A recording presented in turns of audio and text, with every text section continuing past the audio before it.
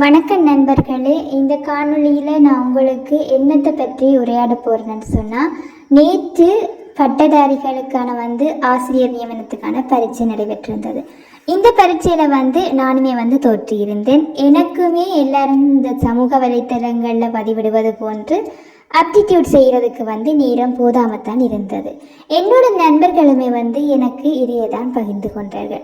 நேற்றைய போட்டி பரீட்சையில் அப்டிடியூட் குறிப்பாக நேரம் போதவே இல்லை. பொதுவாக புதறிவு கேள்வியுமே நாங்கள் ப்ரிப்பேர் பண்ணின கேள்வியும் வந்திருந்தது. அது போக நிறைய பாடசாலை சார்ந்த விஷயங்களும் அதில் வந்திருந்தது. இன்று வரையுமே நிறைய பேர் நேற்றையான் பரீட்சைக்காக கவலைப்பட்டு கொண்டிருக்கிறார்கள். அப்போ எனது ஃப்ரெண்ட்ஸ் சொன்னார்கள், இப்படி நேற்று நடந்த ஃப்ரெண்ட்ஸுக்காக ஏதாவது மோட்டிவேஷனாக கதைத்து விடுவேன். அப்போ அதற்காகத்தான் நான் இந்த காணொலியை முக்கியமாக கதைத்து விடுகிறேன். ஏன்னு சொன்னால், நான் கூடவே நேற்றைய தினம் கொஞ்சம் கவலையாக தான் இருந்தேன். எக்ஸாம் நன்றாக செய்யவில்லை என்ற கவலை. பின்னர் தான் யோசித்து பார்த்தேன். நாங்கள் நேற்று எக்ஸாம் 2 மணித்தியாலத்தில் எழுதி முடித்து விட்டோம். முடிந்த பிற்பாடு நாங்கள் கவலை அடைந்து எங்களுடைய வரப்போகின்ற நாங்கள் எழுதி முடித்த பெருவற்றில் எந்தவித மாற்றமுமே ஏற்படுத்த போவது கிடையாது. அதனால தான் நான் உங்களுக்கு இந்த காணொலியில் ஒரு கருத்தை ஆணித்தரமாக பதிவிடலாம் என்று நினைக்கிறேன். ஒரு கடினமான தேர்வு மட்டும் நமது எதிர்காலத்தை தீர்மானிக்காது. முக்கியமானது என்னவென்றால், சவால்களை எதிர்கொள்ளும் தைரியமும் தொடர்ந்து முயற்சி செய்யும் மனப்பக்குவமும் தான்.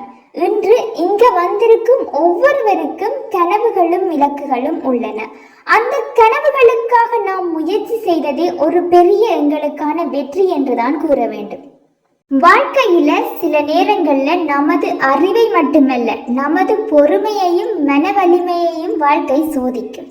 வெற்றி எப்போதும் முதல் முயற்சியிலேயே கிடைக்காது. ஆனா ஒவ்வொரு அனுபவமும் நம்மை இன்னும் வலிமையானவர்களாக மாற்றும்.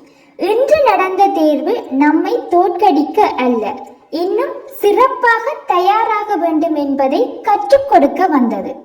அதனாலதான் நண்பர்களே, நம்பிக்கையை இழக்காதீர்கள். இயலுமானவரை முயற்சி செய்தேன் என்று மன நிறைவுடன் சொல்ல முடியும் அளவுக்கு நாங்கள் சந்தோஷமாக இருக்க வேண்டும்.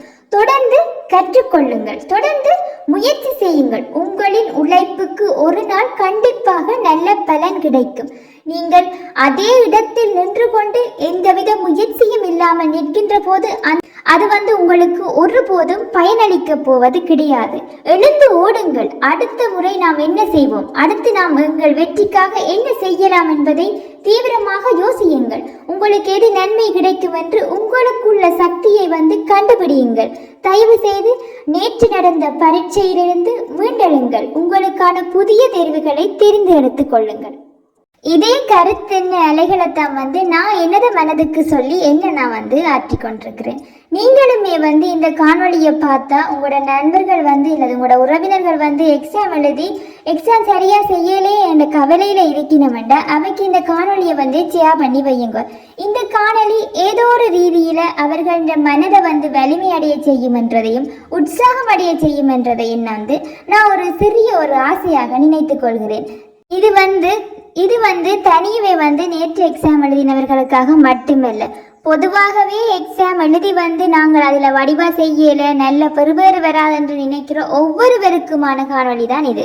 நீங்கள் ஒரு எக்ஸாம் வடிவா செய்யலைன்னா அதுக்கான அடுத்த முயற்சியை மேற்கொள்ளுங்கள். அதே இடத்தில் நின்று கவலைப்படாதீர்கள். இந்த காணொலியை பகிர்வதன் மூலமாக உங்களோட நண்பர்களுக்கு நன்மையை ஏற்படுத்தி கொடுங்கள். நன்றி நண்பர்களே.